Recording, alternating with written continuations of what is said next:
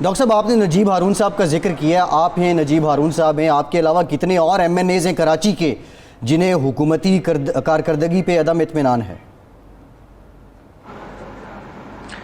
جی حکومتی کارکردگی کا تو مجھے پتا نہیں کہ G7 ایک گروپ بنا تھا، وہی جانتے ہوں گے وہ کیوں بنا تھا، لیکن یہ کہ میں حکومتی کارکردگی سے کہیں زیادہ حکومتی کارکردگی تو اپنی جگہ جو نظر آ رہی ہے اس میں یہ کہ غیر منتخب افراد پر میں ہمیشہ اس بات کا برملا اظہار کرتا رہا ہوں کہ جب منتخب افراد موجود ہیں اور جمہوریت ایک طرز حکومت ہے کہ جس میں بندوں کو گنا کرتے تولا نہیں کرتے، یہ وزنی لوگ کدھر سے آ گئے؟ تو یہ اس کی وجہ سے یہ کراچی میں مسائل بہت زیادہ پیدا ہوئے ہیں کہ الیکٹرک کے ہم مسئلے کو ریزالو نہیں کر پا رہے. ہم یہاں آپ پورا شہر نظامی صاحب پورا شہر کھودا پڑا ہے، ترقیاتی کام رک گئے ہیں. اچھا ہمارے علاقے میں NA-245 میں میں مسلسل کرا رہا ہوں، یہاں کر دیکھیں NA-245 میں کتنا کام ہو رہا ہے. تو یہ ساری چیزیں ہیں جن کو سامنے رکھ کے ملحوظ خاطر رکھتے ہوئے یہ بات کی گئی ہے. عامر صاحب آپ نے جو میں نے آپ کی دیکھی ہیں حالیہ رجحانات، ایسے لگتا ہے کہ جو اکثر ہوتا ہے ایسی پارٹیاں ایک تو اقتدار میں آتی ہیں وہ اپنی منزل سے دور ہو کے اقتدار کے مزے لوٹنا شروع کر دیتی ہیں. اب گورنر عمران اسماعیل جو ہیں وہ تو بات ہی نہیں کرتے کراچی کی، نہ کو عمل کرتے ہیں، وہ گورنری کے مزے لوٹ رہے ہیں. اسی طرح اسد عمر بھی وزیر بن چکے ہیں، اگرچہ ٹیکنیکلی وہ کراچی سے نہیں ہیں. جی جیسے آپ نے خود کہا جو علی زیدی صاحب ہیں انہوں نے یہ کام اپنا کام کرنے گیا یہ لے لیا ہے کام، وہ JLT کے پیچھے پڑ گئے. پھر جو علوی صاحب ہیں میں ان سے ایک آدھ دفعہ ملا بھی ہوں، ان کے اوپر تو اب صدارتی جو کر و فر ہے وہ سوار ہو چکا ہوا ہے. تو ان لوگوں کی مورل اور پولیٹیکل بھی ڈیوٹی تو یہ ہے نا کہ آپ جس شہر کی نے آپ کو الیکٹ کیا تھا اس کے لیے کچھ کریں. نظامی صاحب ایک اور بات اس میں بڑی اہم ہے، آپ نے جو ارشاد فرمایا وہ تو ظاہر ہے کہ بادی نظر میں دیکھا جائے تو درست بات ہے، لیکن ایک اور بات بڑی اہم ہے وہ یہ کہ آپ کو یہ قضیہ پتا ہوگا کہ کراچی میں ایک مسئلہ ہے مہاجر اور نان مہاجر کا. اچھا مہاجروں کا ایک بڑا پرابلم یہ ہے اور ظاہر ہے کہ ایک احساس محرومی ہے ان میں. اب مہاجر یہ کہتے ہیں کہ جی یہ اگر کوئی کہے کہ جی عارف علوی صاحب بھی تو مہاجر ہیں، عامر لیاقت صاحب آپ بھی تو مہاجر ہیں یا مہاجر کی اولاد ہیں، یا علی زیدی صاحب ہو گئے یا عمران اسماعیل صاحب ہو گئے. ایکچولی مسئلہ یہ کہ انہوں نے کبھی کلیم نہیں کیا اپنے آپ کو مہاجر. یہ رہے تحریک انصاف میں اردو اسپیکنگ، جو مہاجر اپنے آپ کو کلیم کرتا رہا وہ عامر لیاقت تھا جو کہ مہاجر متحدہ قومی موومنٹ سے آیا. ہم لفظ مہاجر استعمال کرتے تھے اور جن علاقوں سے ہم جیتے ہیں یعنی جو میرا علاقہ ہے NA-245 وہاں کے میں آپ کو کینڈیڈیٹس بتاؤں کون کون ہیں. کینڈیڈیٹس ہیں فاروق ستار، عامر لیاقت اور ڈاکٹر صغیر. اگر آپ تینوں کو دیکھیں تو تینوں کی پچھلی جماعت متحدہ قومی موومنٹ ہے اور اگر اس علاقے سے کوئی جیتا ہے تو وہ تینوں یہی عامر صاحب ایک تو آج لاہور ہائی کورٹ نے بھی کہا کہ شور مچا ہے کہ غیر منتخب لوگ حکومت چلا رہے ہیں. ایک تو یہ بتا دیں آپ کی جماعت میں جو منتخب لوگ ہیں ان کی ایبلٹیز ان کی صلاحیت کیا اس کیلیبر کی نہیں ہے جتنی جو آپ نے معاون خصوصی اور غیر منتخب لوگ مشیر اور وزیر بنائے ہوں؟ ایک دوسرا یہ بتا دیں آپ نے کہا وزیر اعظم سے ملوں گا تو استعفیٰ پیش کروں گا، کیا پرائم منسٹر نے آپ کو ٹائم دے دیا ہے؟ آپ کی ملاقات ہونے جا رہی ہے اور اگر نہ ملے تو پھر آپ استعفیٰ نہیں دیں گے؟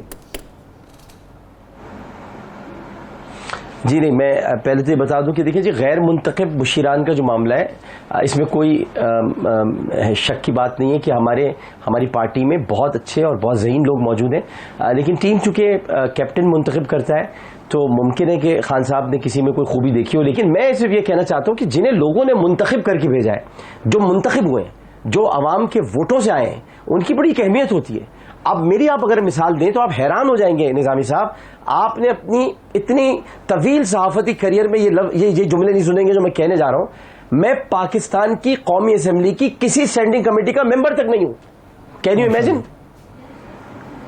میں اسٹینڈنگ کمیٹی کا ممبر تک نہیں ہوں، چیئرمین تو چھوڑیں.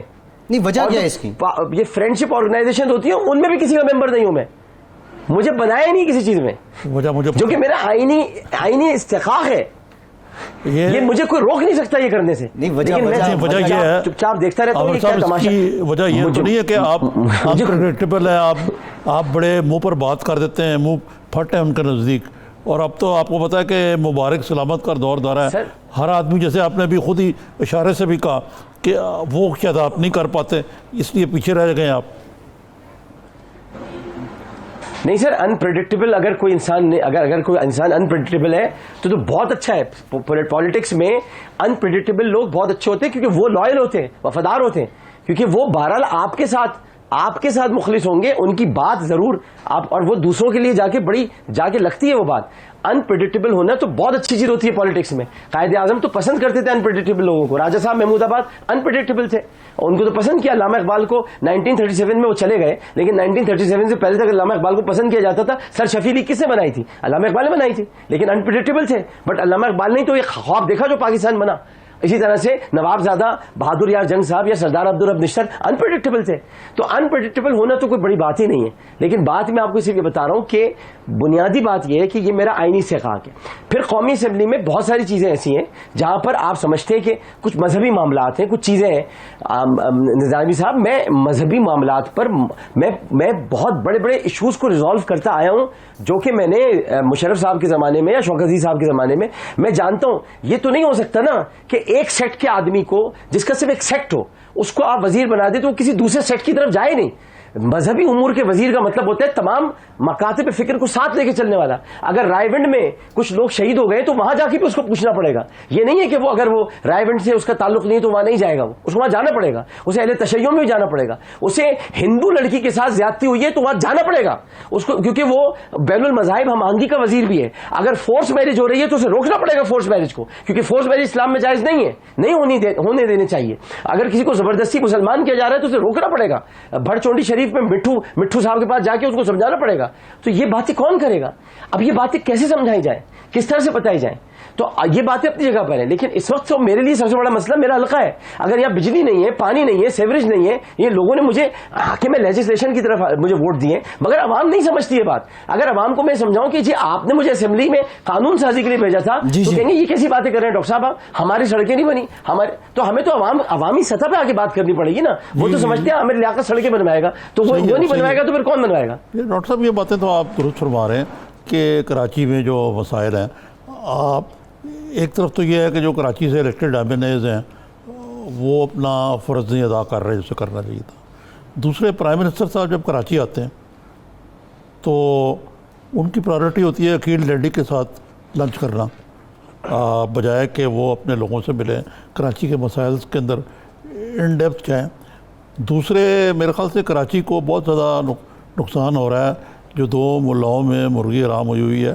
یہ نہیں میری مراد ہے کہ سندھ اور وفاق کی جو لڑائی ہے اس میں. تو اس بارے میں آپ کی کیا رائے ہے کہ یہ معاملات کو اس حد تک آگے لے جانا چاہیے کہ بالکل کراچی ایک بالکل ہی جسے آپ نے خود ہی بتایا کہ سیس پول بن گیا, یعنی پہلے تو کرائم وغیرہ جو کچھ تھا, اب ہم نے دیکھا کہ وہاں فوارے پھوٹ پڑے اس پانی کے دوران, جو گند اور سارا کچھ ہے. تو ان مسائل کے حل کے لیے کچھ سر جوڑ کے تو بیٹھنا پڑے گا. نظامی صاحب دیکھیے, مجھے تو انپریڈکٹیبل کہا جاتا ہے, مجھے تو کہا جاتا ہے میں شاید اچانک کچھ بھی کہہ دوں, لیکن میں آپ کو ایک بات یہ بتانا چاہتا ہوں کہ دیکھیے, اگر آپ یہ سوچ رکھتے ہیں کہ ہمیں پاکستان کو ایک بہترین اور مستحکم ملک بنانا ہے, اور ہمارا انتخابی نعرہ تھا 2 نہیں 1 پاکستان, تو ہمیں اگر ایک پاکستان کی طرف بڑھنا ہے تو اپوزیشن کو ساتھ لے کر چلنا پڑتا ہے. بہت ساری چیزیں ہیں جہاں پر ہمیں بہت کچھ برداشت کرنا پڑتا ہے, کیونکہ ہمیں وسیع تر مفاد میں پاکستان کو دیکھنا ہے. ہمیں دیکھنا ہے سندھ کی جو حالت ہو چکی ہے وہ بہت بری حالت ہے, لیکن اگر ہم لڑائی میں رہے اور ہم نے تھوڑا بہت بھی ہاتھ نہیں بڑھایا اگر آگے کی طرف, تو اس میں نقصان عوام کا ہو رہا ہے, اس میں نقصان سندھی عوام کا ہو رہا ہے. میں سندھ میں ہوں, میں فخر سے کہتا ہوں کہ میں سندھ کا بیٹا ہوں, میں فخر سے کہتا ہوں کہ میں سندھی مہاجر ہوں, میں سندھی بولنے والا ہوں, میں سندھی بولنے والا اردو اسپیکنگ ہوں. تو میں یہاں سندھ میں رہنے والے لوگوں, جو سندھ میری ماں ہے, سندھ میری دھرتی ہے, میں اس کی تقسیم برداشت نہیں کر سکتا. تو پھر میں یہ بھی چاہوں گا کہ یہاں پر ہم رہتے ہوئے اپوزیشن کے کچھ ظاہر کچھ چیزوں پر بات نہیں ہو سکتی, وہ کرپشن ہے جو خان صاحب کرتے ہیں کہ نہیں کروں گا بات, بالکل اچھی بات ہے, میں خان صاحب کے اسی وجہ سے تو اسی ویژن کے ساتھ ان کے کھڑا ہوں اور کھڑا رہوں گا. لیکن کرپشن پہ بات نہیں ہو سکتی, لٹیروں سے بات نہیں ہو سکتی, ڈاکوؤں سے بات نہیں ہو سکتی. لیکن پولیٹیکل جہاں پر ایک خلا ہے, جہاں ویکیوم ہے, وہاں پولیٹیکل ویکیوم کو ختم کرنے کے لیے پولیٹیکلی انداز میں بات تو کی جا سکتی ہے, انگیج تو کیا جا سکتا ہے. اب انگیج جب تک نہیں کیا جائے گا, بات جب تک نہیں کی جائے گی, مسائل کیسے حل ہوں گے؟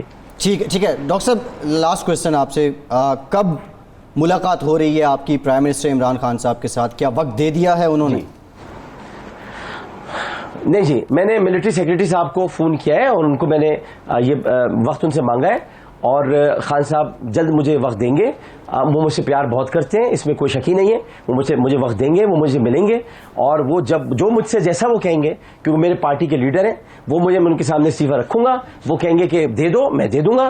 وہ کہیں گے کہ نہیں دینا ہے, ابھی میں تم سے کہہ رہا ہوں کہ کام کرو, تو جیسا وہ کہیں گے میں ویسا کروں گا. ٹھیک ہے, استعفے کا فیصلہ اٹل ہے؟ کہا جیسے کہیں گے وہ کریں گے نا.